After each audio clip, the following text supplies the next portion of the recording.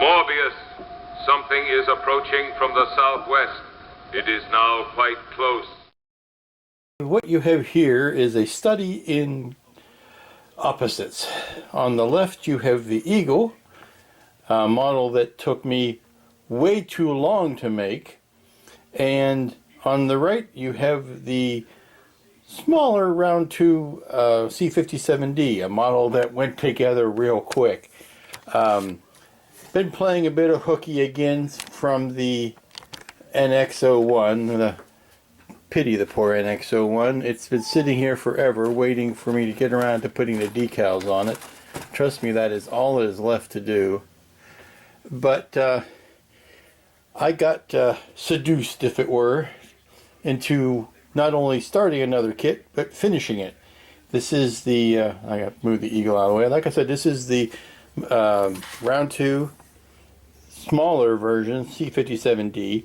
An easy kit to build. There's hardly any parts to it. What makes it fun though is the lighting of it and the motorizing of it. If you look in here, you'll see what this is just a wee tiny motor. And this is all, this is not their deluxe version of their kit that has the lighting kit with it. This is something I've cobbled together. 9-volt battery, a tiny switch.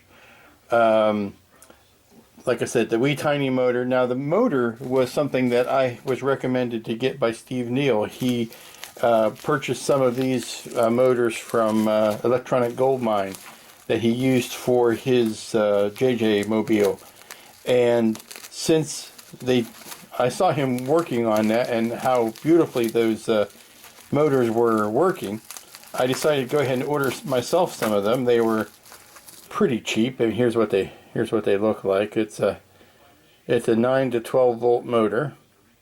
Has a nice slow natural speed to it, and he used them for his like I said, his JJ prize, and he's also using them for his 350 scale Classic Enterprise as a replacement for, or a substitute for, the ones that Round 2 has come up with on their lighting kit.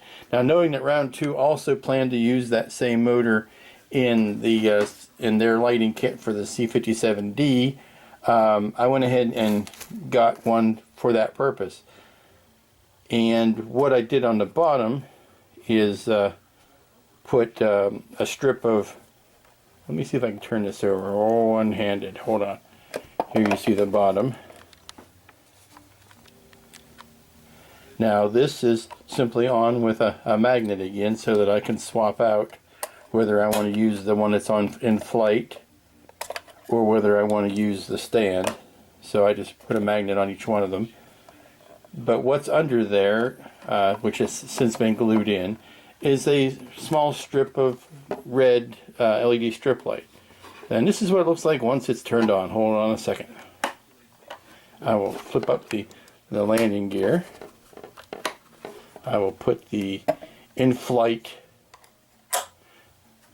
bottom on it. Turn this over.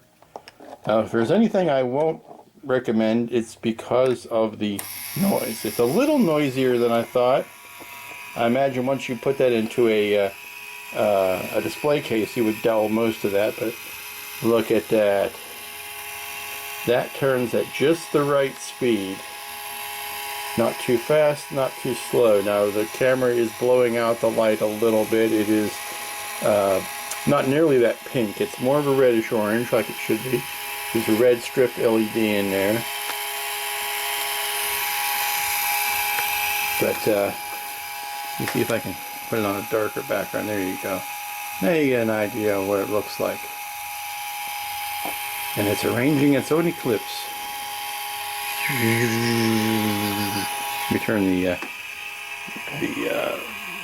those lights off. You can get a better idea.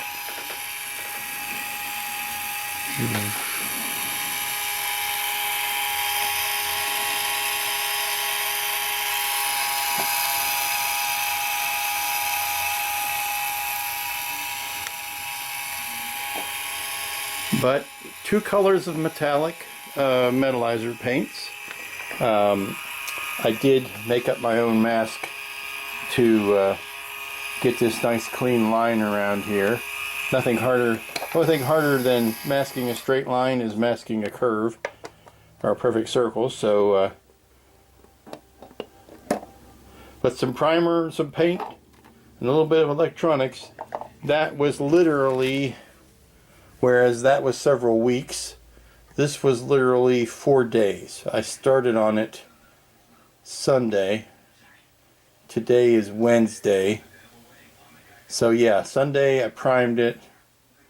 Monday, and you know, working a little bit after work even. It wasn't even full, like never full days. So this fell together amazingly quickly. Now I saw a really nice one online that had a little bit of streaky weathering on it, and I may do that because these metal coats, even though they're the automobile metal, they show every fingerprint and every dimple and every divot in the plastic and every little sand mark. So I might put some, although if you were to believe this thing actually spun as it flew, if it had weathering, it might streak out like this and not necessarily straight in. So I'm going to have to go back and watch the movie again, oh darn, to see whether or not it actually spun as it flew. I don't think it might have, it might not have, but I might want to put some weather streaking, and certainly you could put some sort of scorch weathering on the bottom of this from, you know, you can believe that it might have kicked up dust as it came in for a landing. So there might be some weathering, especially around the landing gear. But like I say, for it being a very quick build, I think it came out very nice. But now, and one more time to turn it on. Hold on a second. I am not gluing these down for obvious reasons. You need to get into it to turn it on, and like that. But there's the bottom of it. All nice and spinny.